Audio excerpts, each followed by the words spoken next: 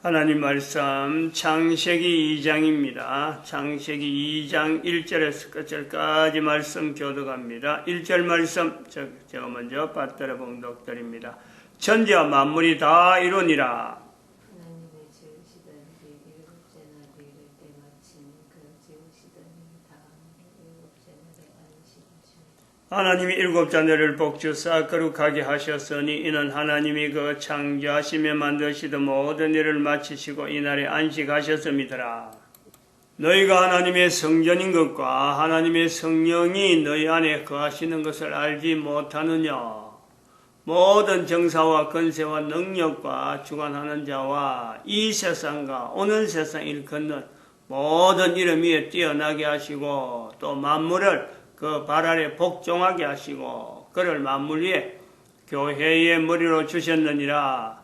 교회는 그의 몸이니 만물 안에서 만물을 충만케 하시는 자의 충만이니라.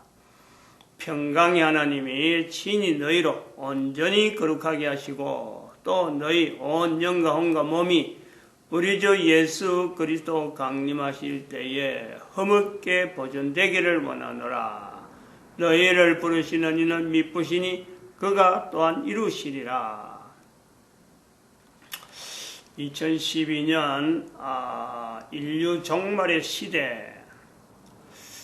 역사는 연대적으로 계속해서 몇 년에서 넘어가서 2012년에서 지금 2019년, 앞으로 2020년도 오고 또 2050년도 올 거고 2100년, 2508년, 3008년 그까지 갈는지 안 갈는지 확실히 안 주면 적어도 한 1000년 단위의 연대를 2012년부터 3008년까지를 우리가 이래 1000년, 남은 1000년이다. 예수님 오시고 나서 지금까지 2000년의 세월을 보냈고 앞으로 1000년 후에는 예수님이 오신다면은 하는 그런 어떤 설정을 두고 대한민국에 쓰고 있는 한글이 2508년 되면은 전 세계 인류의 공용어가 될 것이다 하고 오래전에 이거는 발표를 해온 겁니다. 2012년부터 이 내용을 이야기를 해온 거죠. 대한민국 위치의 그 특이한 내용, 이런 부분도 계속해서 성경을 하면서 비춰본 겁니다. 창세기에 들어와서도 했지만은 선지서 할 때 특별히 많이 했습니다. 선지서, 에스겔 선지서나 다니엘 선지서에 넘어올 때 1025 그룹이죠. 1025 그룹을 먼저 하고 1022 그룹을 했으니까 1025 그룹에서 굉장히 많이 다뤄놨습니다. 이거는 선지서에서 특별히 많이 나왔습니다. 한글과 한국의 위치, 인류사 속에서 한국과 한글의 위치, 이 내용을 좀 많이 했습니다. 한국의 위치를 선지서에서 많이 했고 한글의 위치는 창세기에 들어와서 좀 많이 다룬 거로 기억이 됩니다. 구분해놨어요. 2012년에 제가 오늘 아침에는 이 국가에서 정체성을 표현한 내용에서 이 운명에 대한 내용을 특별히 좀 지난 토요일부터 산에 올라가면서 이 운명에 대한 표현, 노무현 대통령이 유서에, 컴퓨터 유서에 남겼다 하는 그 표현 운명이다.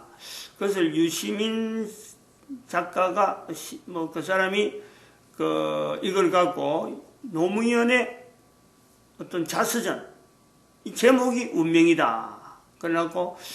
그래서 이 운명을 문재인이 또 운명이라 하는 글을 썼다, 자서전을 썼다 하는 내용을 내가 곰곰이 생각하면서 도대체 운명이란 이 의미를 어떤 내용으로 보고 있느냐 하고 이건 혼자서 생각을 많이 했습니다. 그래서 산에서 올라가면서 이 운명이 이 북한의 김일성의 어떤 명령, 그것을 또 김정일의 명령, 김정은의 명령, 이 내용에서 주체사상을 다른 말로 하는 것이 운명으로 나타나지 않겠느냐. 김일성의 명령, 북한 국가가 요구하는 그 명령을 개인이 받아들일 때 그것을 운명으로 받아들이는 그런 어떤 요소가 있지 않겠나 해서 어제는 주일 지나고 어제 월요일 날 책을 한번 구했습니다. 이 책을 구했죠. 문재인의 운명. 밑에다가 뭐 문재인이라고 크게 이 참 희한하게 했어요. 밑에다가 자기 이름을 보통 저자가 자기 저서를 하는데 이렇게 하지 않거든요.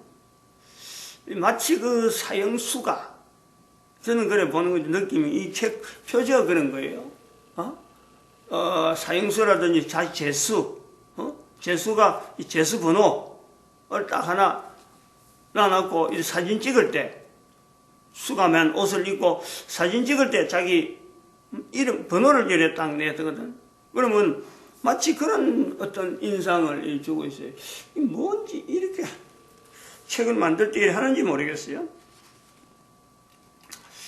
이 내용에 이제 안에 쏙 표지에 제가 이래 놨습니다.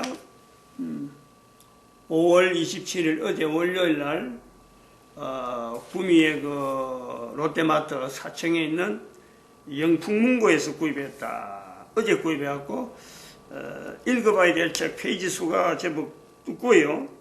한 400페이지, 500페이지는 다 안 되는데 한 470페이지 되는데 하루 만에 다 못 읽고 또 뭐 그렇게 읽어야 될 내용이 뭐 자세하게 읽을 그런 내용은 아니고 목차에서 제가 체크를 좀 해서 이런 목차는 읽어야 되겠다 싶어서 그래서 덤성덤성하게 읽었고 읽을 때는 제가 이거 그랬습니다. 읽은 부분에서 보면은 아주 그 성경 그 연구하던 우리가 성경을 연구할 때 이런 식으로 하죠. 막 한 단어가 있으면은 그 단어 옆에다가 줄을 쭉쭉 꺼가지고 표시를 합니다. 내가 여기 펴놨죠. 이런 식으로.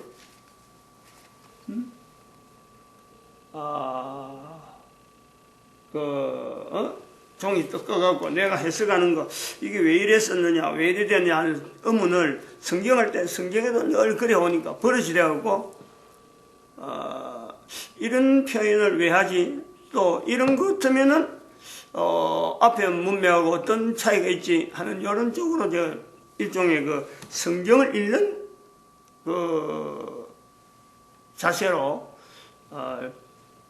본 겁니다. 그럼 이거는 성경을 읽을 때 우리가 자세가 목사로서 설교락하는 내용을 우리가 상대방한테 전달하는 내용에 똑같은 성경이지만은 읽는 사람이 어떻게 해석하고 어떻게 받아들이고 또 이것을 전달하려고 하는 입장에서 읽는 자세는 뭐 누구나 다 아는 그런 내용을 갖고 성경의 어떤 내용을 접근하는 게 아니고 자기한테 주어지는 감명적인 부분, 자기가 느낀 어떤 표현, 그걸 가지고 설교락하는 어떤 현장에서 표현하는 거기 때문에 책을 읽는다든지 무슨 신문을 문자로 된 내용을 읽을 때는 그 문장의 앞과 뒤, 한 문장의 앞뒤 부분, 또 문장 뒷면에 있는 그 글로 표현되지 않는 또 다양한 어떤 내용들을 같이 끄집어내려고 하는 이 내용이 굉장히 훈련이 되어 있잖아요. 그걸 적용한 거죠. 내가 지금 요즘 보는 책은 뭐 성경 외에는 책을 안 읽은 상태로 되어 있으니까 역사적인 글을 어떤 뭐 역사적인 문장 아니면 몇 년도에 뭐 일단 몇 년도에 하는 이런 내용을 봐도 그것을 왜 이렇게 표현되어 있지, 왜 여기에 이렇게 간단하게 표현되어 하는 이 내용이 아주 버릇적으로 버릇. 그것이 한 20년 동안 되어오다 보니까 이 문장, 이 책도 어쩔 수 없이 그렇게 보는 거죠. 그래서 이 표지부터 왜 이래 했지? 그리고 내 자세히 얼굴도 자세히 보니까 이 사람의 얼굴이 이렇게 일그러져 있지. 젊은 때는 안 그랬는데 젊은 때는 굉장히 미남형으로 나왔는데 사진이 이렇게 자세히 이렇게 나오는데 보니까 상당히 그 흉터도 많이 있고 얼굴이 좀 이상하다, 변형이 돼 있다 하는 그런 것을 좀 이렇게 생각을 했습니다. 근데 우리가 빼놓을 수 없는 부분이 5.18 이 사건에 대해서 저는 자꾸 이 5.18하고 어떤 김대중 내란 사건으로 연결하고 표현을 하려고 그러는 게 그러다 이 운명이라는 단어를 이렇게 보면서 이 5.18 사건을 이제 결정을 한 거죠. 이렇게 표현하고 싶어요. 5.18 운명의 김대중 내란 사건, 이렇게 정의를 하려고 그래요. 운명이라는 단어가 그만큼 의미가 있다는 거죠. 이거 뭐 주체사상, 아까도 말했지만 명령, 북한의 명령, 거기에서 개인의 반응, 이런 것이 포함되어 있는 운명.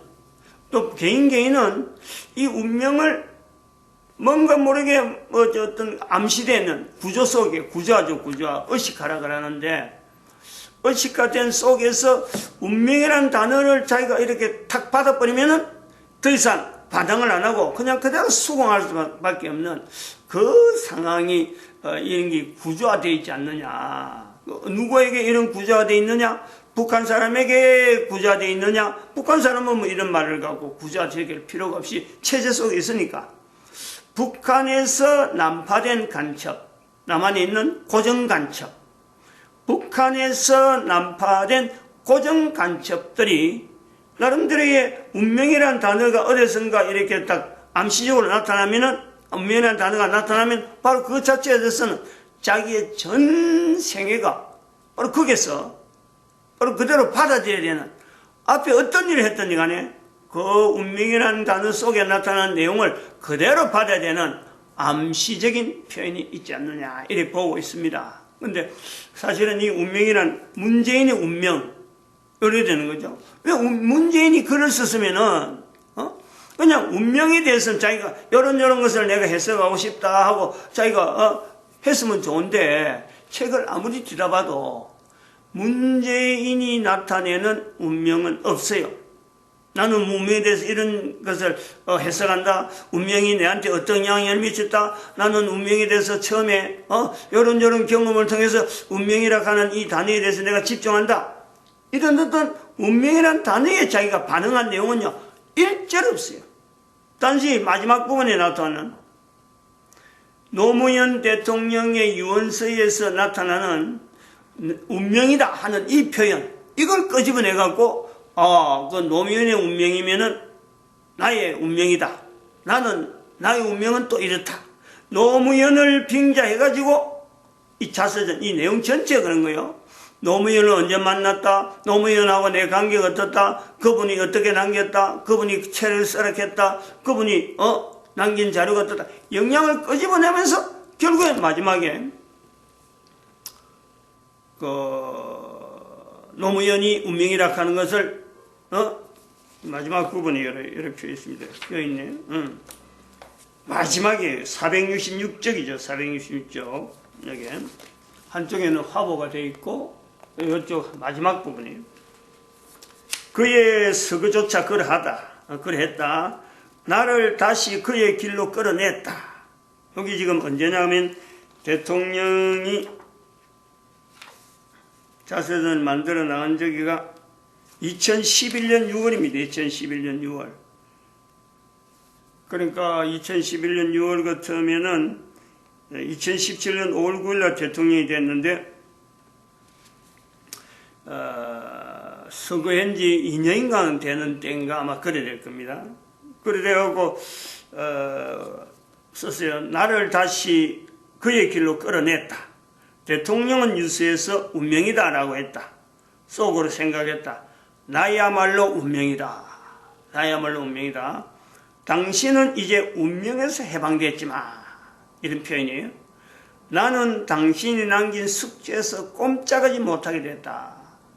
의미하는 바가 굉장히 있다 봅니다. 이 책 전체도 그렇고, 아까도 말했지만 이 구조를 가지고 제가 있는 북한에서 남한에다가 난파한 간첩들, 그것도 그냥 간첩이 아니고 다시 돌아오는 간첩이 아니고 그것은 고정 간첩이죠. 생활하는 이중 간첩, 이중 생활.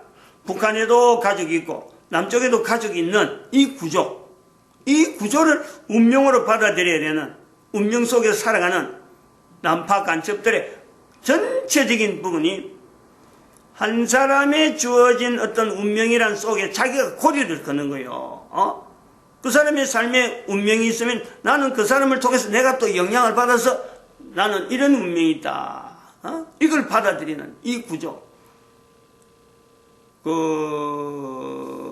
요즘 이 다단계, 이 운명이라는 이 구조가 일종의 다단계적인 게, 한 사람의 운명이 끝나지 아니하고 한 사람의 운명적인 그런 사명이 완수되면서 나는 다시 이어지는 또 다른 운명의 고리가, 즉 김일성의 명령이 있으면 그 사람이 김일성을 통해서 명령이 나왔으면 나는 또 다른 어떤 김일성의 어떤 주어지는 내 삶에서 빼놓을 수 없는, 내 삶이 반드시 그 방향으로 가야 되는, 불나방이 불렁에서 들어가라 해도 들어가야 되는, 인간이 몸으로서 다시 불에다 들어가야 되는 그 위치에 운명이 있다 이거죠.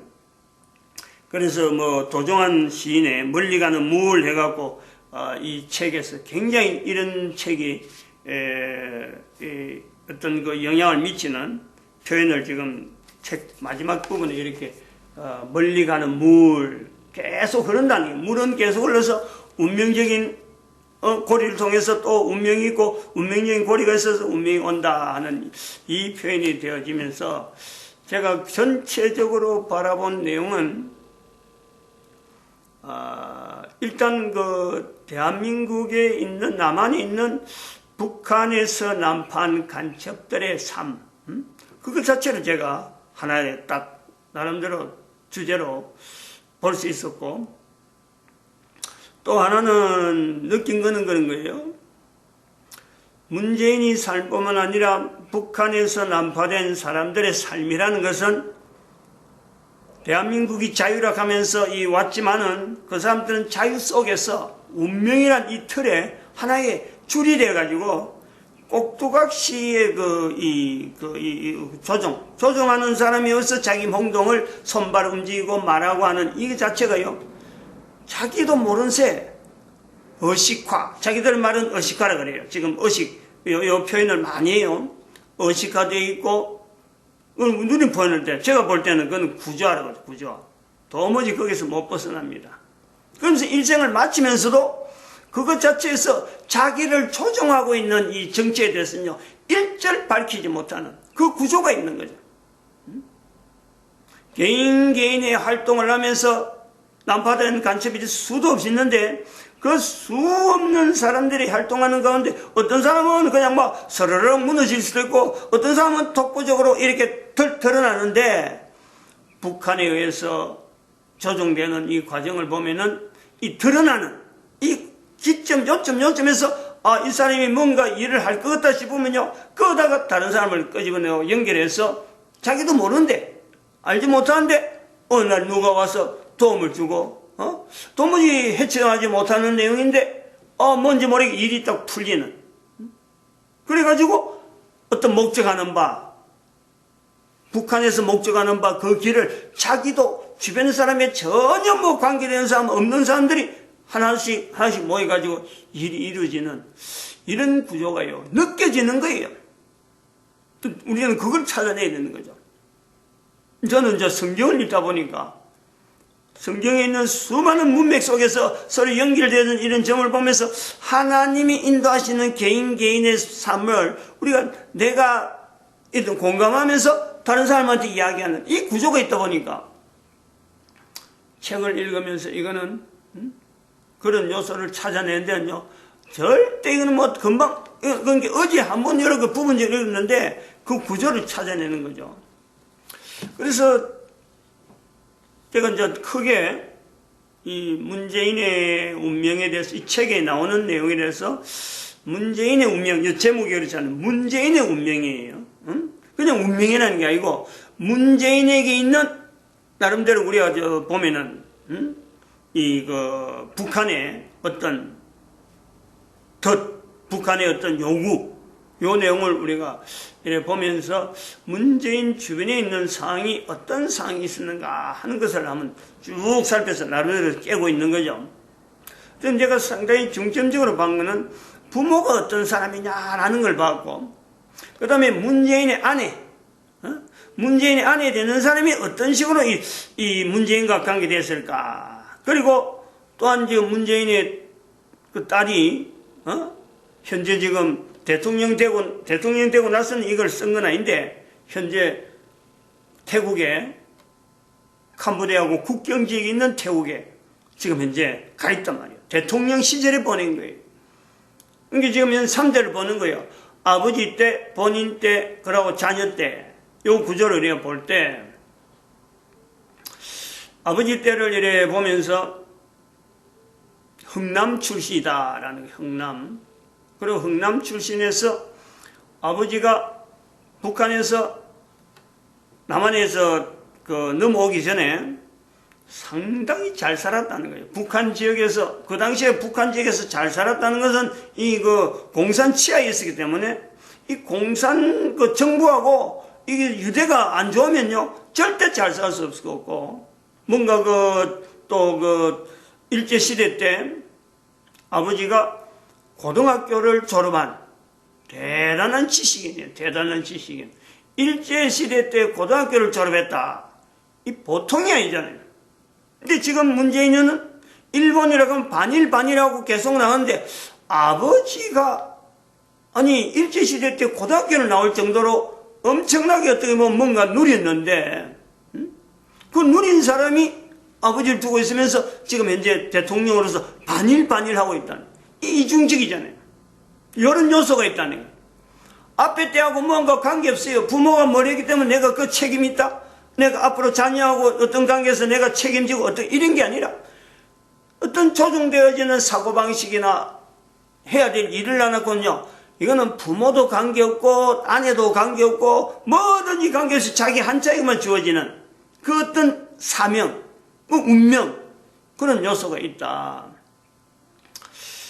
북한에서 그렇게 일본에 의해서 참 공부를 고등학교 졸업한 사람이, 그래서 일제시대 때 누렸던 그 사람이 북한에서 잘 살았다는 거예요. 남쪽에 오기 전에 나를 보면 잘 살았다. 자기가 그래요. 풍족하게 살았다. 자세한 건 안 나요. 그런데 일본에서 공부한 사람이, 일제시대 때 잘 살은 사람이 북한에서도 잘 살았다. 이거는 그래서 우리가 개인 우리가 아는 대로는 이거는 북한 정권에 동조하지 않는 어떤 조직 속에 들어가지 않으면요, 다시 말하면 공산당이 아니면 이건 어림도 없는 거예요. 근데 이제 그렇게 해서 흥남에 있었으니까, 당시 흥남이라 하는 위치는 6.25 사변 때에 흥남 부대에 어마어마한 사람들이 남한으로 철수하는데 수많은 북한 사람들이 그게 들어오는 거예요. 이제 이런 과정에서 남쪽에 넘어가고, 남쪽에서는 그때 공무원 생활, 국가에서 북한에서 공무원 생활 한 것 자체를 남한에서도 공무원 해라 하고 누가 요구하길래, 북한에서도 그래 했는데 이 국가에 시달렸는데 이제 남쪽에서는 그래 안 한다 하고 일부러 피했다는 거예요, 부모가. 그래가지고 거제도에 왔다가 거제도에서 정치학 생활하면서, 거제도에 이제 북한에서 처음 와고 거제도에 갔고, 거제도에서 이제는 부산으로 간 것은 문재인이가 초등학교 들어가기 전에, 초등학교 들어갈 즈음에, 그것을 초등학교 들어간 문재인이가 장남인데 장남이 초등학교를 들어갈 즈음에서 부산을 옮겼다. 부산에 옮기고 난 뒤에 아버지가 부산에 나오는 양말, 부산서 나오는 양말 공장에서 양말 나오는 걸 갖고 전남 지역에, 교통도 굉장히 안 좋았는데 그 지역에 물건을 띄가지고 팔로 갔다는 거예요. 팔로 가는 건 팔로 가는데, 이거 돌아올 때 돈이 없는 거예요. 돈을 가지고 왔다는 말은 없어. 항상 그렇게 부산서는 가난하게 살았고 전남에 가서 살은 거는 표시가 없는 거예요. 전남 가는 것은 또 한편으로는 한 번 가면 한 달, 고정적으로 전남 지역에 고정적으로 한 달간 가서 하떡하면 한 달이라는 거예요. 그리고 또 어느 정도 있다가 가고, 그 아버지에 대해서 남겨진 글을 보면은 아버지가 다른 사람 아무나 만나지 않고 만나는 것은 북한에서 남은 어떤 흥남에서 내면 어떤 조직들, 흥남 함경남도 도민회인가? 함경남도 도민회, 그 다음에 또 흥남 시민회, 이 조직이 있는가 봐요. 그 조직 속에서 사람들을 만나고 다른 사람은 일절 만나지 않는 그 행적을 지금 표현하고 있고, 자기한테 대해서 아버지가 늘 이래 뭔가 가르치려고 했고 많이 배웠다. 아버지가 자기를 가르치려고 했다는 이런 내용을 이래 보는데, 제가 여기서 상당히 또 한편으로 다르게 본 거는, 문재인이가 53년생이에요. 난 52년생이라. 똑같은 대로 볼 때, 그 당시에 볼 때, 문재인의 이게 내용을, 문명의 내용을 보면은, 자기는 가난하다고 했지만은, 남한에 내려와서 억수로 가난했다고 해서 이 가난한 실상들을 그 당시에 사회 현장에서 일어난 여러 상황을 설명하는데, 뭔가 사회 비판적인 내용만 잔뜩 들어있는, 우리 사회가 얼마나 힘들었느냐, 이 글을 읽는 사람이 문재인이 남긴 이 글을 보고 그 당시에 북한 사회하고 비교할 때 남한이 얼마나 어려웠느냐, 요 비교점을 나타내려고 하는 요소가 굉장히 짙어있는, 내가 볼 때는 그런 삶을 살면요, 여기서 부산서 양말 띠가지고 간다, 그럼 그 사이에 또 엄마는 연탄 장사를 했다, 이 내용을 하면은 우리가 어릴 때요, 똑같은 연대에서 연탄 장사는, 그 당시 우리 부모님을 내가 이야기를 들었거든. 연탄 공장이 있는데, 저거 연탄 저거 띠가면, 팔면은 저거 돈이 되는데, 연탄 장사하려고 하면 저기 보통 미치게 드는 게 아니라서 못한다는 거지. 내가 그걸 들은 거 아니야. 그럴 때 내가 직접 들었거든. 근데 그 부산에서 연탄 장사를 했다. 이 보통 재력이 아닙니다. 그 당시에 장사한다는 것만 해도 보통 일이 아니죠. 아버지는 양발 띠가지고 갔다. 그 돈은, 그래서 아버지가 호남 지역에 가서 또 다른 한상의 살림을 가지지 않겠냐. 두 가지 어떤 살림을, 부산서도 살림살이 하려고 또 다른 데에서 살림살이 해서 또 가족을 남기지 않았겠냐 하는 생각을 하게 됩니다. 엄마는 그런 것에 대해서 일절 간섭 안 하고, 전혀 엄마는 아버지에 대해서 딱 제한되고, 그러고 김정숙이죠. 문재인의 아내. 김정숙이가 접근하는 내용에 또 특이한 내용 있어요. 저는 그런 걸 개의치 않고, 그런 거 일부러 긴 설명을 하지 않는데, 특이한 내용 중에 하나가, 이미 사귄 가정이 좀 있었고, 접근한 내용도 상당히 좀 어떤 조정된 내용에 표현되어진 글로서는 애써서 표현 안 하겠지만은, 접근이 그냥 우연한 접근은 아니다, 이렇게 보고 있고, 하나 특이한 내용은 군대에 있을 때, 문재인이가 군대에 있을 때에 면회를 자주 왔는데, 면회 올 때마다, 그 당시에는 면회 왔다 가면 음식 빼고는 면회가 아니고, 면회 왔다 가면 사람들이 기다리는 거예요. 음식 가지고 음식 올 때다 기다리는데, 이 김정숙 결혼하기 전에 처녀의 어떤 면회 모습은 음식이란 일제 없고, 거기다가 하얀 안개꽃, 그걸 가져왔다는 거 아니에요. 올 때마다 안개꽃을 가져오는, 음식은 안 가져오고. 이 내용이요, 우연한 것 같아도 저는 그래 보면 이거는 의식적이다. 그냥 면회 같은 단순한 내용이 아니고, 지금 뭔가 서로의 관계에서 이 의식적으로 지금 의도적으로 지금 문재인을 지금 의식화하고 있다, 이 내용을 보고 있는 거예요. 뭐냐면은 5.18 사건 때 북한군의 표식, 북한군이 서로가 아군이다 하는 표식을 나타내는데요, 이 모자에 찔레꽃을 꼽았다. 하얀 찔레꽃을 꼽았다라는 거예요. 하얀 찔레꽃이 5.18 북한 침투군의 표식이에요, 표식. 자기들끼리는 알아야 되니까, 자기들끼리 총을 겨누면 안 되니까, 그걸 서로 간에 총 겨누지 말고 하는 표식을 하기 위해서 대한민국 국군 복장을 했지만은, 그것에서 자기들이 표시하기 위해서 하얀 찔레꽃을 꼽았다. 이게 5.18의 이건 정황이에요. 이건 대한민국 법정에서 이미 다 공부된 그런 표식이라. 하얀 안개꽃을 들고 온, 5.18이 되기 전에 하얀 안개꽃을 들고 온 김정숙, 면해왔다는 것. 이런 부분이 지금 현재 김정숙인 김정숙대로 나름대로 운명적인 걸음을 걸어와다가 또 문재인은 문재인대로 운명적인 걸음으로 서로 간에 조정되어 오는 그 과정에서 지금 현재 부부가 만났다 하는 것을 우리 열실히 볼 수 있어요. 볼 수 있고 지금의 딸의 그 생죽도 그렇고 뭐 긴 이야기는 다 하지 못하지만 여기 끝내겠습니다. 마치겠습니다. 기도드립니다. 할렐루야 함께 하시면